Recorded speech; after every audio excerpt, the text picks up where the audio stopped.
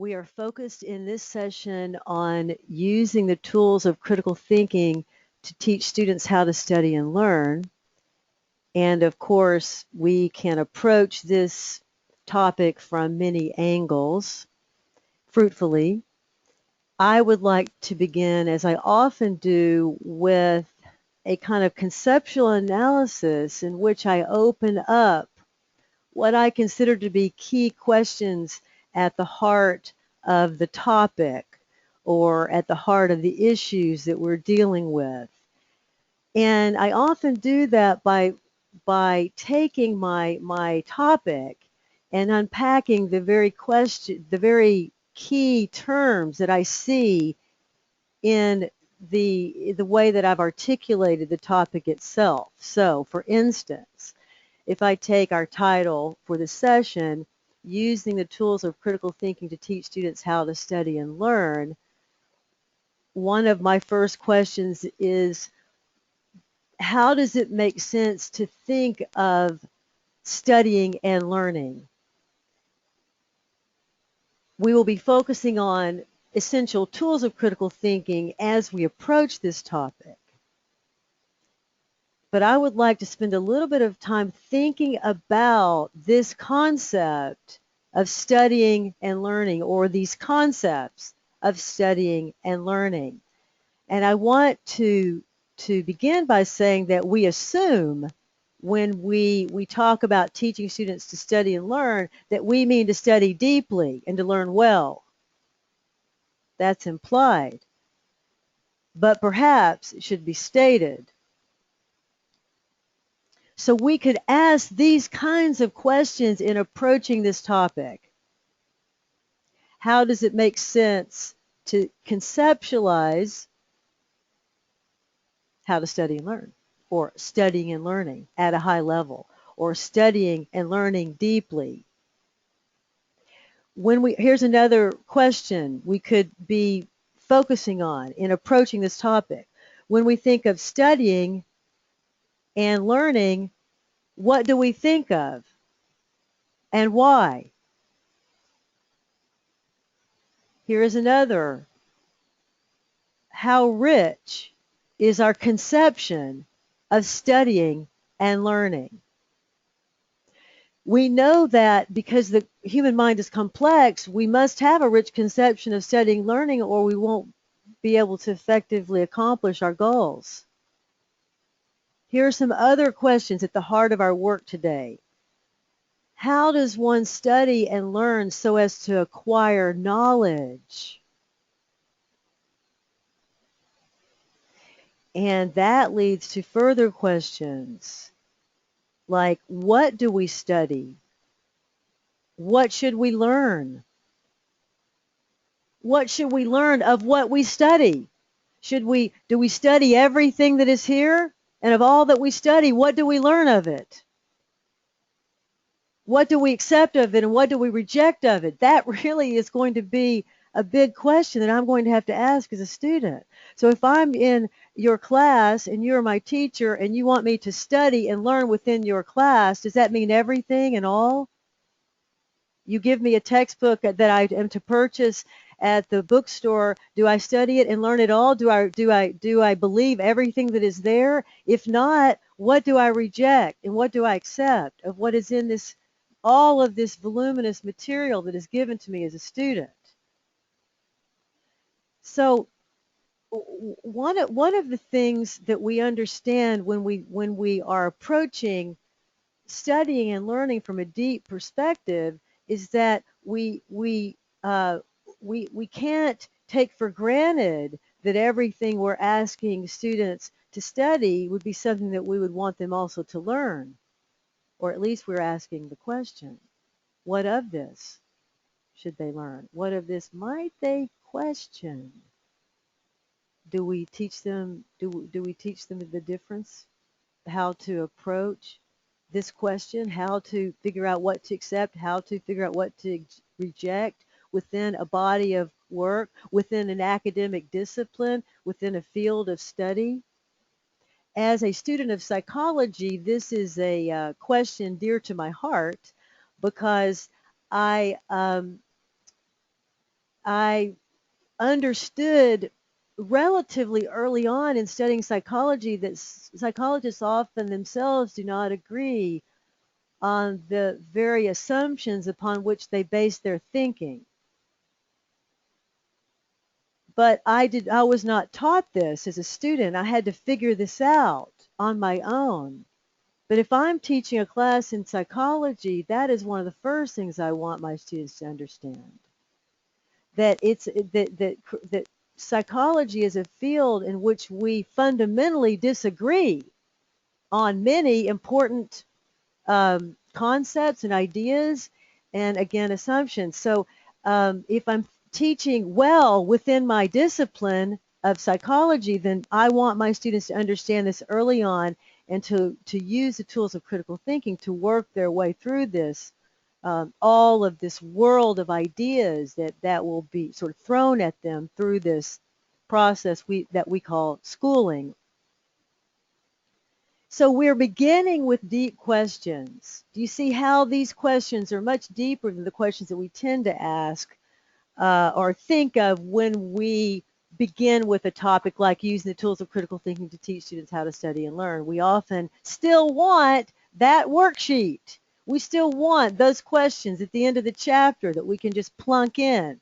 And we still want those easy ways of teaching students how to study and learn. And one of the things that we understand, if we understand the first principles in critical thinking, is that this will not be an easy task for many reasons. We're going to be working today with this book, mainly this Thinker's Guide, How to Study and Learn. And we did send you the link to that guide so you could see the one that we're using. Some of you will have that available, and if you have it, you will want to maybe pull it out now or have it available during this session. And if you don't, then you can refer to this later as you wish. And I want to point out that we are going to be dealing with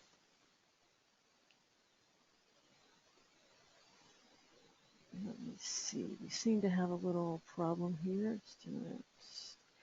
We are going to be focusing at our international conference, which is in just a couple of months now, on a number of topics that dovetail with our topic for today, which is, again, focusing on how to study and learn. And so you want to join us for this conference if at all possible.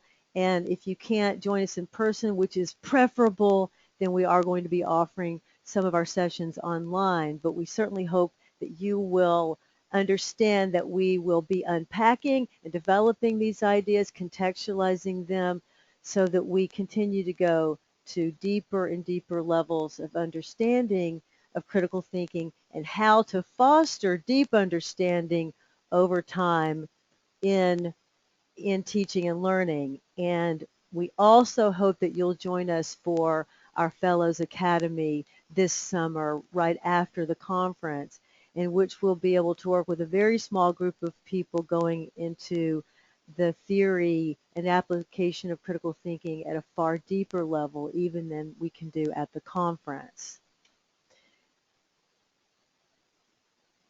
When we, again, think about how to study and learn at a deep level, we can approach this topic from a number of angles.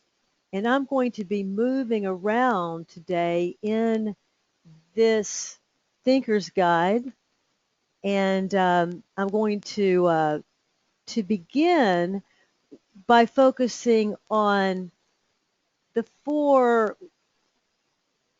let's say, or five primary ways of teaching and learning, or processes that we use to just give me a second here to get my page numbers correct. Oh, they're up here. Bear with me as I work through this a bit, this technology. I'm working directly from this guide, and I've got it before us. I'm focusing on page 22, and I've got this on the screen, so if you're looking at the screen, you'll be able to see this.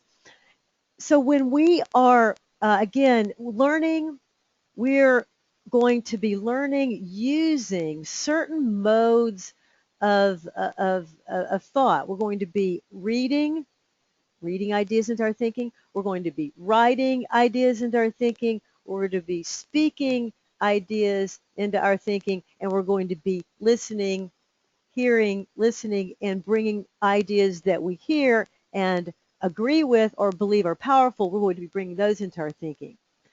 So if we approach teaching and learning as a as entailing these four processes that we're going to use uh, over and over again in different ways, but in powerful ways to deepen student thinking and to help them better reason through the problems and issues within our disciplines in fields of study.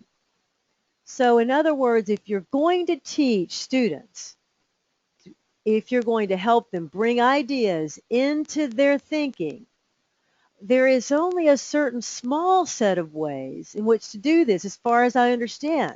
One is to read ideas into their thinking. So if I'm a student, I can read, and I can think about those ideas and bring those ideas into my thinking. I can write, I can think, I can bring the reading and the writing together. I can talk to someone else and I can hear their ideas, and I can interrelate these processes. But so what I want to know then as a teacher, as an educator, is how can I use these modes of thinking to help my students reason their way through the problems and issues within my field or within our fields of discipline, our academic fields of study. So let us take, for instance, we can focus on any one of these: reading, writing, speaking, listening. We can burrow into any one. And what I would like to do is focus right now on reading.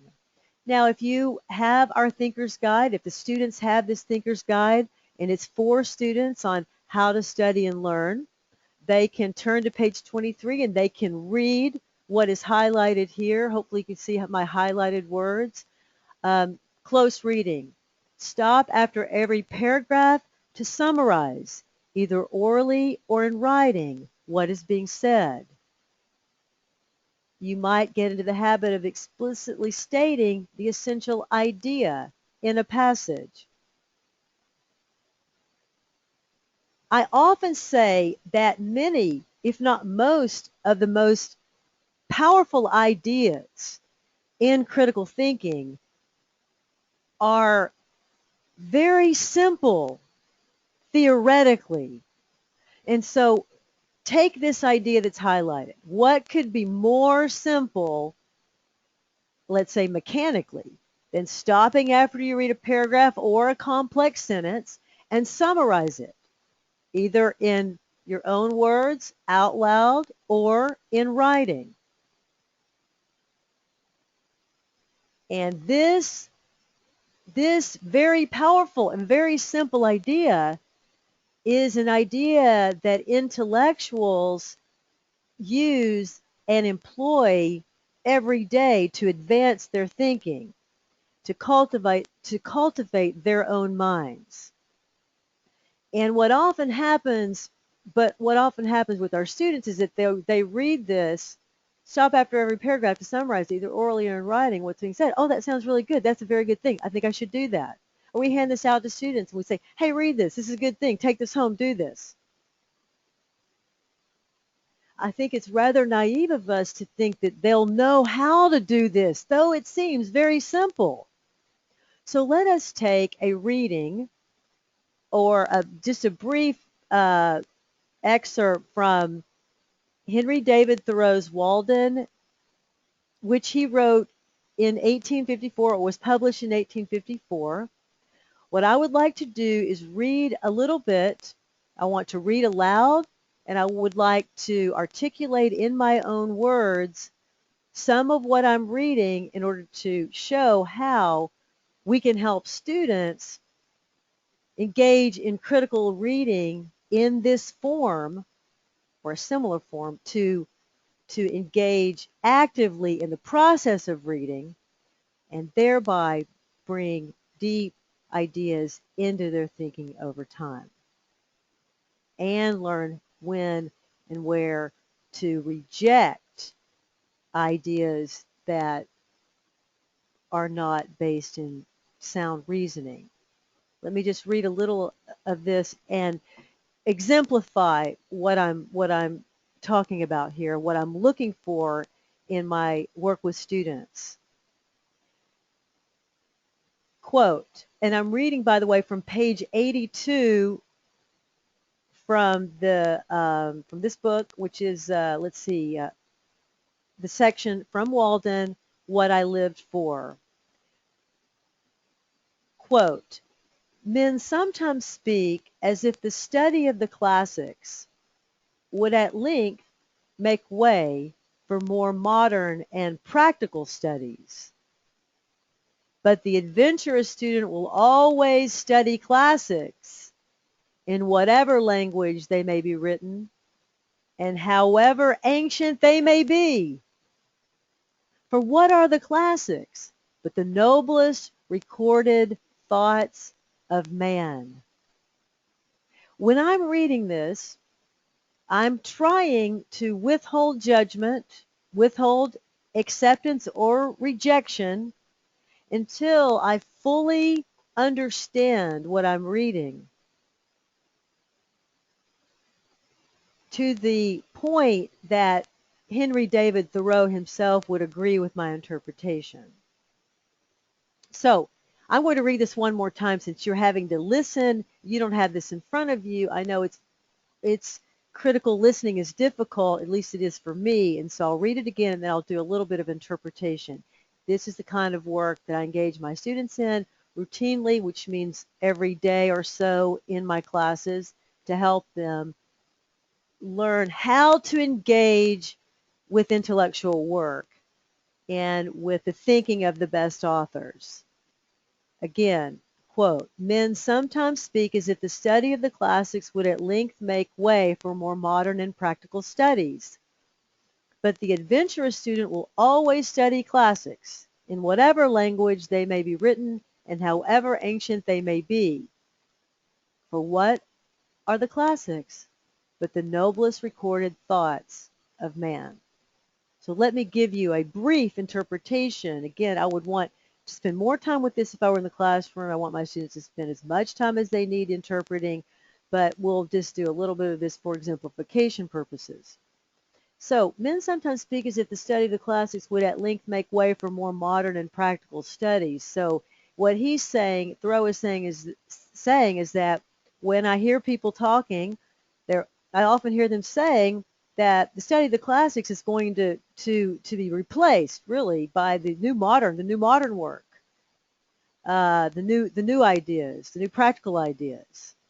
But the adventurous student will always study classics. Now, I would like to say by adventurous student, Thoreau means the critical thinking student or the intellectually disciplined student or the intellectually curious student or the person who wants to develop her mind will always study the classics in whatever language they may be written.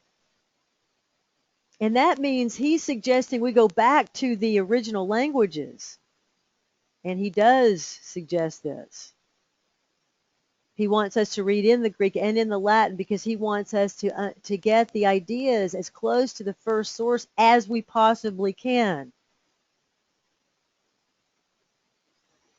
For what are the classics but the noblest recorded thoughts of man?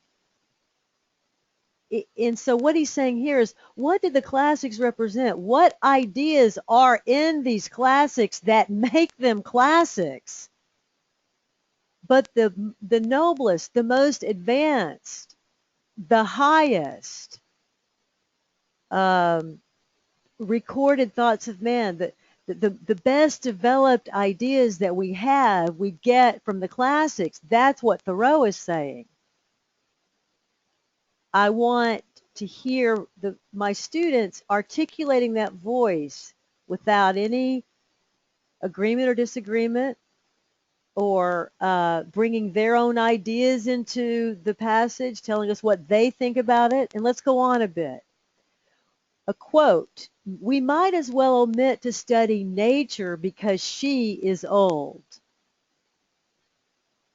To read well, that is to read true books in a true spirit, is a noble exercise, and one that will task the reader more than any exercise which the customs of the day esteem. It requires a training such as the athletes underwent, the steady intention almost of the whole life to this object. Books must be read as deliberately and reservedly as they were written. Now, I'll just spend a few more minutes with interpretation. So well, let's begin. Again, over starting where I began, I'm going to take this apart very briefly, beginning with the first sentence. We might as well omit to study nature because she is old. So in other words, why would we not study the classics just because they're old? What reason is that to give? And yet that is a reason we hear today. In my own field of psychology, I was taught as a student that that in all of your references in your written works, in your research papers, must be references that come from the last 10 years, or preferably the last year or two. Anything beyond that is old, antiquated. That's absurd on the face of it. And Thoreau is trying to help us understand why. So he's saying we may as well admit to study nature because she's old. That's not a good reason. Maybe the best ideas are the oldest ideas. Maybe the best ideas in the field of psychology are some of the oldest ideas. Maybe the newest ideas aren't the best ideas. We have to question this. To read well, that is, to read true books in a true spirit, is a noble exercise, and one that will task the reader more than any exercise which the customs of the day esteem. Or in other words, that will place more burden and difficulties on the reader than anything else they're doing in their lives. Whatever the customs of the day, that's what Thoreau is saying. It requires a training such as the athletes underwent, the steady intention almost of the whole life to this object. Thoreau believed deeply in the power of ideas and in the importance of reading. We see in this sentence and many of the other sentences that we read, but in this sentence alone, he's saying it requires a training that involves dedicating your whole life to developing as a reader and hence a thinker, because that's the ultimate goal, to think at the highest level of skill, ability, and virtue. Books must be read as deliberately and reservedly as they were written. How many students think of books this way? How often do we teach them that they must read the books as deliberately and reservedly as the authors um, as the authors wrote deliberately. In other words, I didn't say that very well, but in other words, they have to read the book as deliberately with the same kind of deliberation that the author used in writing the book, and with the same level of reserve, to use his terms. I think here he means being cautious and careful in this approach. not overly accepting, not being overly generous, being critical. I believe that's the term he's looking for here. He doesn't have the language of critical thinking explicitly that was to come later, fundamentally with the work of Richard Paul, but others who came in between the two. I'll read just a little more of this and then we'll go on. Quote, the crowds of men who merely spoke the Greek and Latin tongues in the Middle Ages were not entitled by the accident of birth to read the works of genius written in those languages. In other words, most of the people who lived in the Middle Ages were not able to read these works. They were speaking them, however. For these were not written in that Greek or Latin which they knew, but in the select language. Oh, sorry, let me start over. The crowds of men who merely spoke the Greek and Latin tongues in the Middle Ages were not entitled by the accident of birth to read the works of genius written in those languages. For these were not written in that Greek or Latin which they knew, but in the select language of literature. They had not learned the nobler dialects of Greek and Rome, but the very materials on which they were written were waste paper to them. And they prized instead a cheap contemporary literature, bringing us to the current moment. But when the several nations of Europe had acquired distinct, though rude, written languages of their own, sufficient for the purposes of their rising literatures, then first learning revived, and scholars were enabled to discern from that remoteness the treasures of antiquity. What the Roman and Grecian multitude could not hear after the lapse of ages, a few scholars read, and a few scholars only are still reading it. And I want to pause here and close this reading by saying that what I find powerful, among other things, in this reading is that Thoreau is reminding us of how few of us are engaging in deep reading of the important works that have been written throughout history that contribute to our understanding of criticality and the problematics in thinking. He's arguing that we go back to the original Greek and Latin, but we can say for our part today, at minimum, what we should do is understand that there is great power in these writings of these distinguished thinkers, and people are considered distinguished thinkers for good reasons that should speak to us as thinkers. And so I want to hear what Walden has to say. This is a good way for me to wake up in the morning to read and to talk to Walden. I'm sorry, to Walden, to Thoreau. I want to hear what Thoreau has to say. I want to talk to Thoreau. I can talk with him in this way. I can engage with him as a reader. Though he is no longer alive, I can still speak to him. And I can speak with him, and he can speak to me, and I can hear him. And this is what it means to engage with literature at a deep level. Now, we've only been engaging in critical reading for understanding. We have not assessed this work. And to assess the work, of course, we're going to call into play the intellectual standards that we are all familiar with, and that we are bringing into our work with students.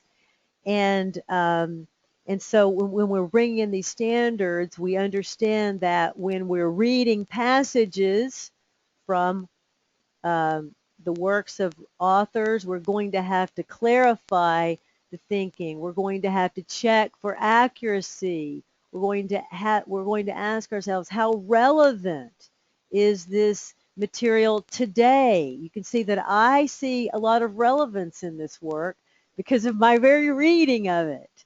You can see that I consider this very deep work, important, powerful, worth spending an hour of my time on, which is very precious, an hour of your time on, which is very precious.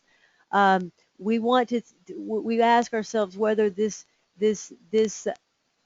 reading or this material is logical. Is it significant? Is the author looking at at the problems and issues that he or she is focusing on from a fair perspective? And maybe fairness wouldn't be relevant in a given case. These standards must be applied in context. So going back to our modes of teaching or our ways of approaching teaching and learning, so we can focusing on close reading. There are many other ways to focus on close reading. I've been trying to get into one relatively deeply rather than dealing with many in a more superficial way. And I want to point out that before I close though on the reading, that at the Foundation for Critical Thinking, we are very concerned with the potential loss of ideas as we move forward and increasingly into this digital age that um, is frightening in many ways. And one is that we really have no ideas what is going to happen to ideas in especially rare books that are going to will not be digitized potentially. And so we have a library of critical thinking that we're starting, that we have been that we're going to open to the public to contribute to. We have been housing rare books, important books in the field of critical thinking for over probably 40 years, beginning with Richard Paul's collections, and we've been adding to these collections, to this collection. We are increasingly concerned about the loss of reading material for future generations. And so if you would like to contribute to this library, which we hope to continue in perpetuity, if you run across rare books, important books that you think may be lost and you'd like to contribute to this library, please send those books to us and we'll house those here, and people who visit us can have these available in the future, and certainly we will have them available for future generations. This is the kind of thinking that those of us who are concerned with the preservation of ideas, will need to be thinking about increasingly. So we can focus on reading, but we need good reading material. We need to teach students how to go deeply into the ideas that are embedded in the works of great thinkers. And we should have them routinely write. We have, for example, here, get in the habit of writing summaries of basic ideas and their interconnections. And then share what you've written with others.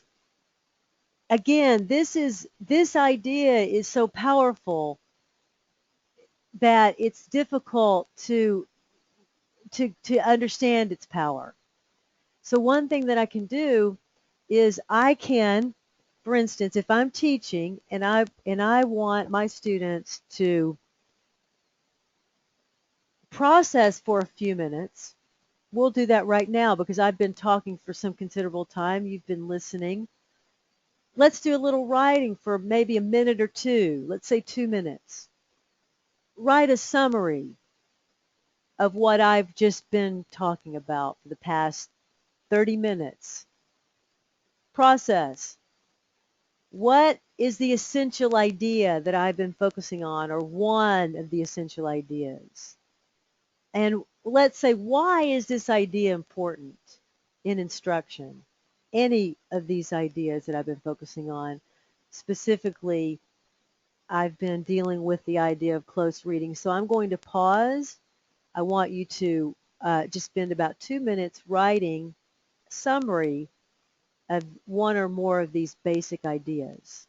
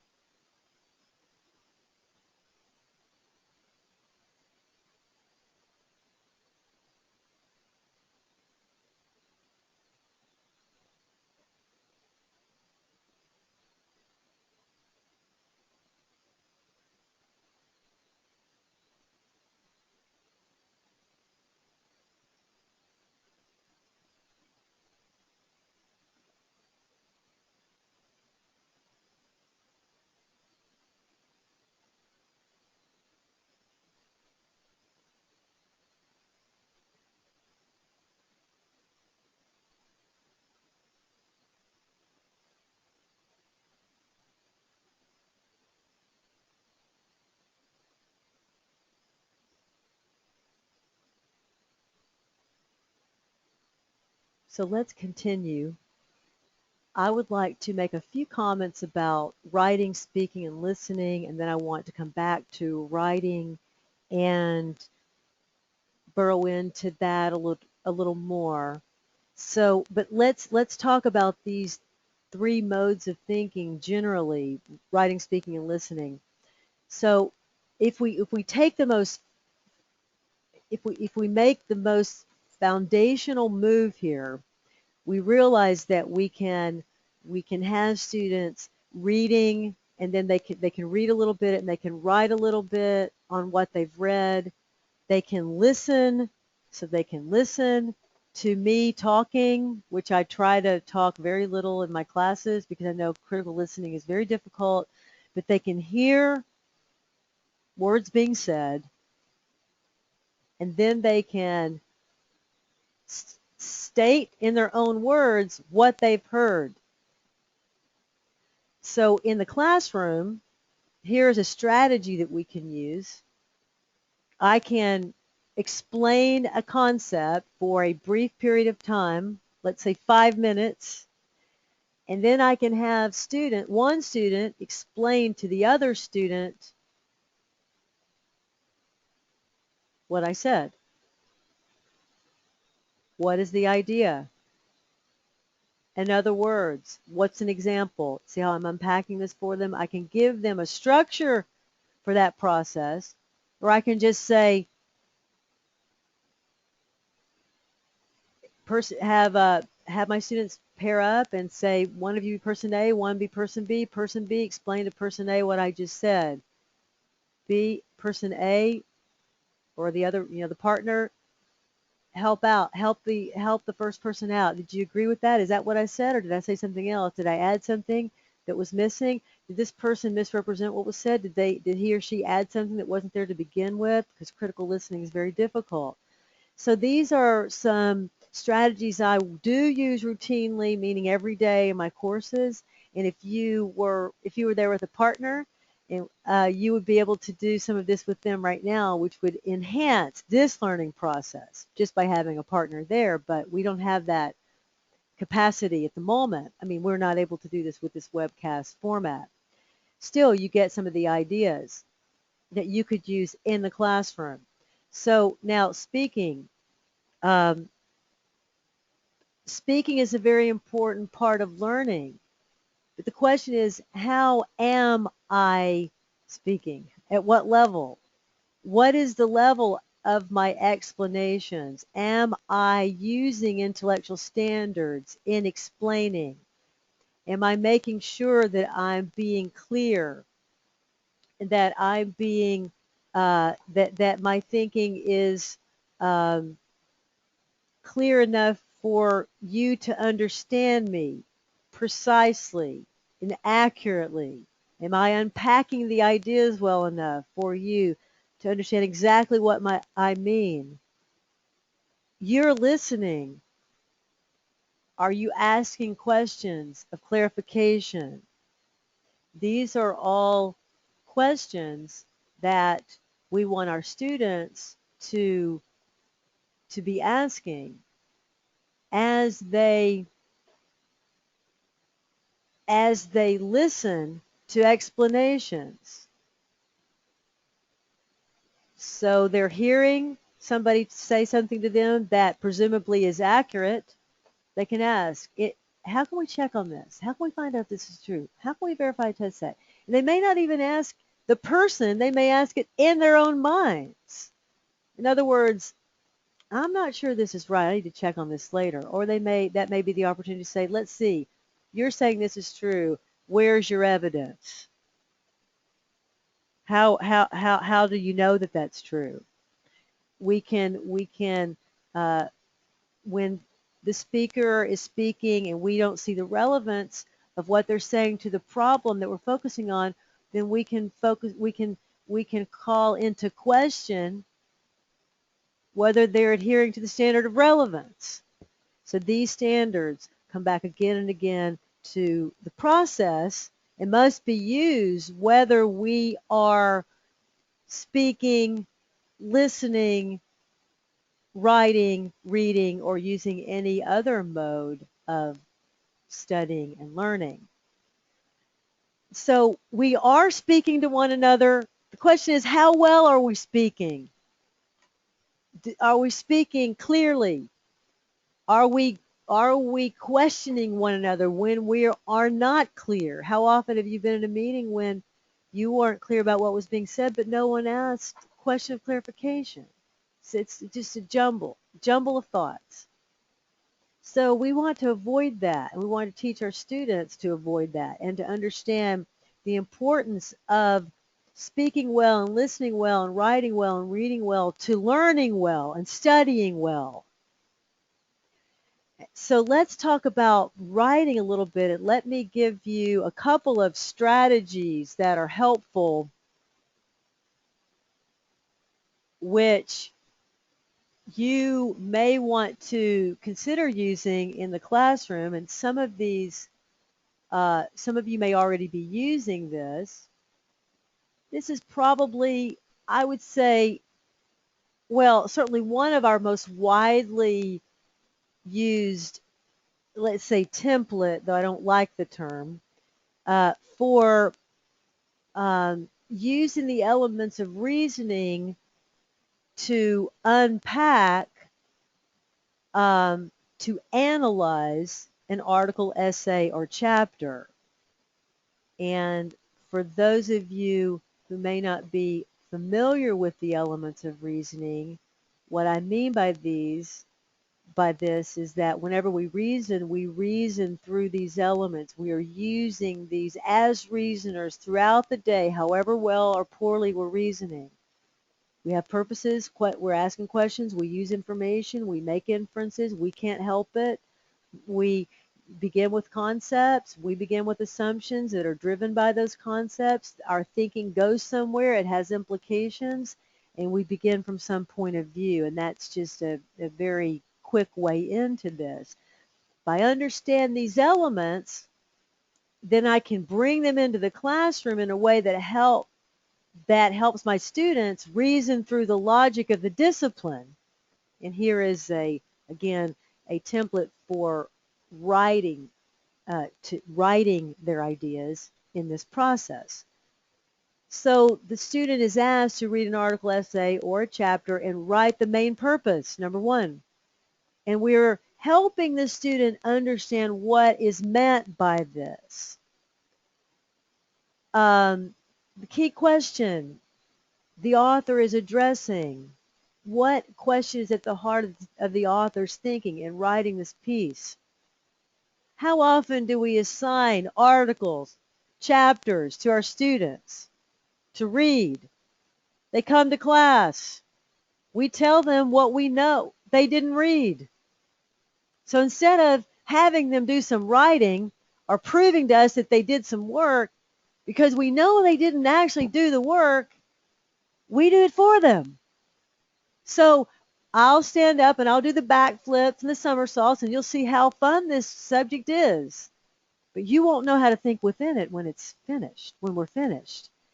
And that's a disservice to students. Students have to learn to think within the logic of the disciplines themselves. And to do this, they must read and write and think their way, speak their way, listen their way through the discipline together as learners, and along with us as, let's say, mentors or high-level learners. I'm avoiding the term teacher or instructor. In other words, I'm saying I want my students to see me as a student first, a student of thinking, the way that distinguished thinkers always think of themselves first, as a student. And I believe that Thoreau exemplifies this in terms of his approach to ideas. He clearly says, I know very little, but let's see what I do know. Let's see if I can unpack what little I do know. And maybe this will be helpful for someone else down the road. So what we want is for students to embrace the concept of deep learning, deep studying. And they've got to do this by applying their own thinking. They must get off of the bench, and they must be on the court, and they must perform, practice, do the work. And so we must, as teachers, I believe, put the burden of learning onto the students, as it's on us as students. And our primary goal then becomes learning to develop our own minds so that we understand that path for the students. And so here's a template that we can use. We can have students write their ideas before they come to class. Read the article, read the chapter. What if we did this for every class?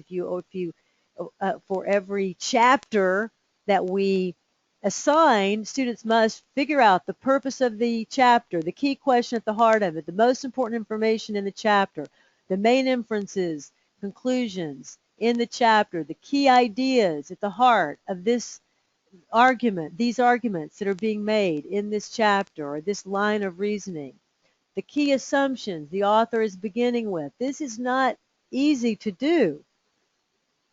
And we only become skilled at this when we engage in it.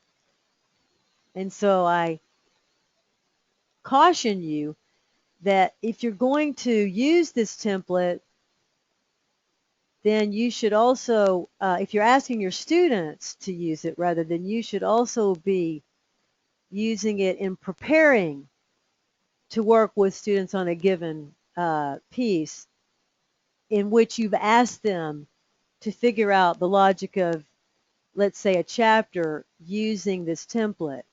In other words, if you ask students to figure out the purpose of the chapter, the questions, the information, etc., and now you are standing in front of the class and you're going to give the students feedback on their work, I suggest that you do your homework in advance, and that is figure out the logic yourself. What are the key assumptions? in this first chapter or in the second chapter. When you look at your disciplines and your subjects from this kind of perspective, new concepts and ideas and difficulties are illuminated that you will not necessarily be prepared for if you aren't doing, as it were, the homework along with your students.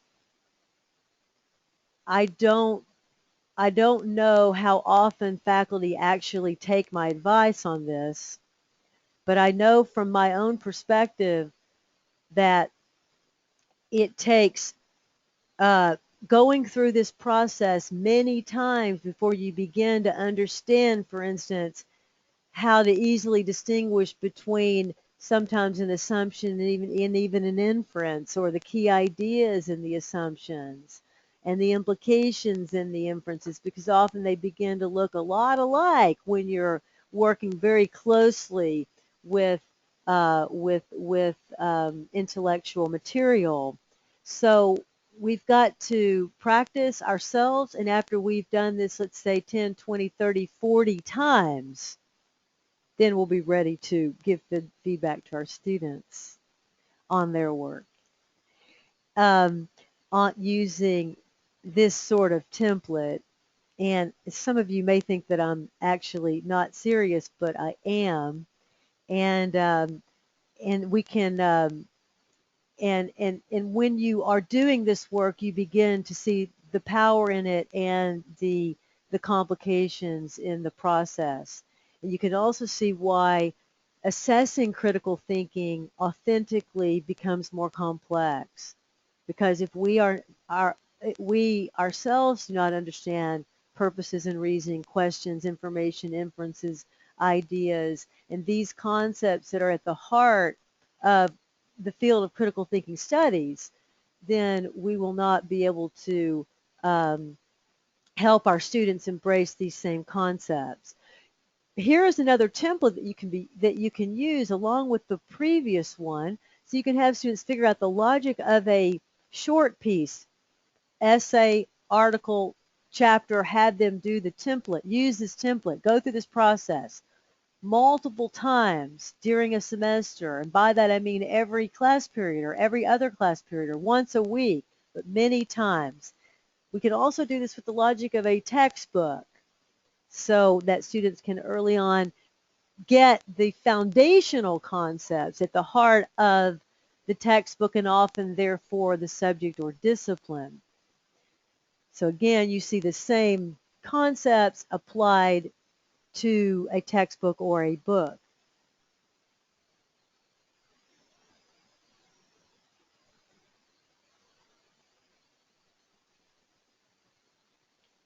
We don't have much time left, but I would like to bring in one other important set of or some important thoughts before we close. If we're going to teach students to study and learn at a deep level, then an essential part of that process will be helping them cultivate these traits of mind at the heart of a fair-minded conception of critical thinking. And we can take the first one and just focusing on that for a minute. And I'm going to read this aloud for you. I'm focusing on intellectual humility. Intellectual humility is knowledge of ignorance, sensitivity to what you know and what you do not know. It means being aware of your biases, prejudices, self-deceptive tendencies, and the limitations of your viewpoint. Now that's a beginning place. Questions that foster intellectual humility include, what do I really know?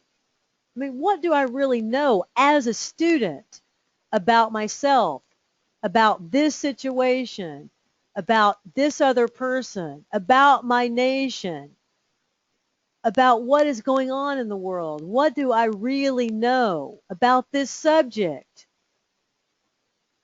about what this author is saying? What do I know? What am I unclear about? To what extent do my prejudices or biases influence my thinking? As as teachers and instructors, we often think that our students come to us as blank slates, as if they were thinking nothing, as they were sitting there, except exactly what I want them to think, when I want them to think it. It's a seductive thought, uh, to imagine that as I am talking, that you, the listener, are doing nothing but listening to me and learning everything I would like for you to learn at every moment I'd like you to learn it. But that's not realistic. So we can ask, to what extent do my prejudices or biases influence my ability to learn within this field, right now in this classroom, right now within this unit, or however I'm defining this? And then, to what extent have I been indoctrinated into beliefs that may be false? To what extent am I being indoctrinated right now in my life, anywhere? Um, how can I distinguish between when I'm being indoctrinated and when I'm being educated as a student? How will I know the difference? These are the kinds of questions that important thinkers have always asked. How do the beliefs I've uncritically accepted keep me from seeing things as they are? How do the beliefs I, the student, have uncritically accepted keep me from learning in your classroom?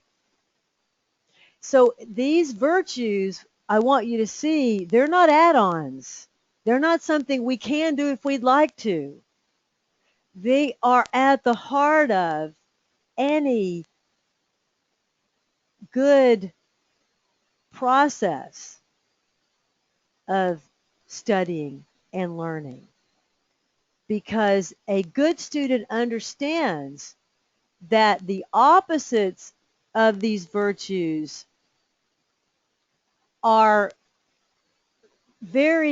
represent very serious problems for their learning. Serious students understand that not they often do not embody intellectual humility. Rather, they come to us through the lens of intellectual arrogance. They already know the answers. They don't need our answers. They don't need this. They don't need these ideas. They already have the ideas that they need. They get them on the internet. They get them all day long. Why would they need these deeper ideas? You see, so and our students need to understand that often they are simply going along with the crowd. They lack this autonomy that is at the heart, intellectual autonomy that is at the heart of the critical thinker who is thinking in the strong sense or the ethical sense. And so, to wrap this up, I want to point out that, you see, the tools of critical thinking, the first principles, the language, the lingua franca of critical thinking, is essential to bring into our work with students on a daily basis if we want them to learn deeply. One of the things I would like to do in my conversations with you is to end with a powerful quote from a powerful thinker, a distinguished thinker. And I've been already reading from one, from Thoreau, and I'm going to read now from John Henry Newman, from The Idea of a University. And this is a rare book. It was published in 1912, but it was originally written in 1852. And I'm taking this from John Henry Newman, who was an important uh, thinker at the time in Ireland, and was also involved in the movement toward Catholicism. And he wrote some of the best discourses on education, I believe, that have ever been written. So I will leave you with these thoughts. I will tell you, gentlemen, what has been the practical error of the last 20 years.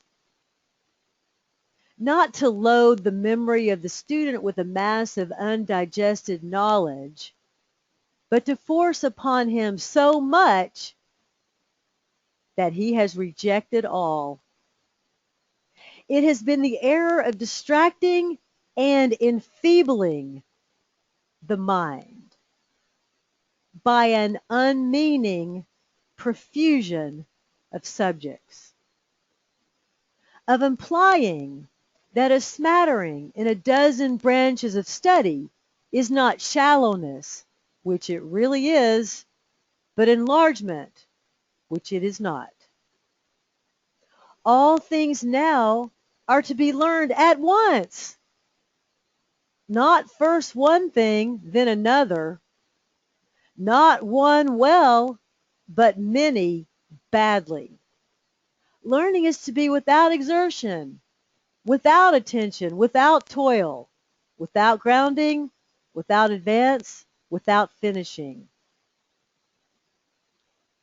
But the intellect, which has been disciplined to the perfection of its powers, which knows and thinks while it knows, which has learned to leaven the dense mass of facts and events with the elastic force of reason. Such an intellect cannot be partial, cannot be exclusive, cannot be impetuous, cannot be at a loss, cannot but be patient, collected, and majestically calm, because it discerns the end in every beginning, the origin in every end, the law in every interruption, the limit in each delay, because it ever knows where it stands and how its path lies from one point to another. How many of us can say that we are fostering these understandings in our own minds and in the minds of our students? When we are moving in this direction, then we will know that we are fostering the deep learning that we hope to achieve with working with our students. When we take these ideas seriously, when we teach students how to read closely, to think deeply, to listen attentively, to apply intellectual standards in the processes of reading, writing, thinking, and listening, speaking and listening, while focusing on powerful ideas, this will be a good beginning place. Thank you for joining us. I'm Linda Elder with the Foundation for Critical Thinking. We'll see you next time.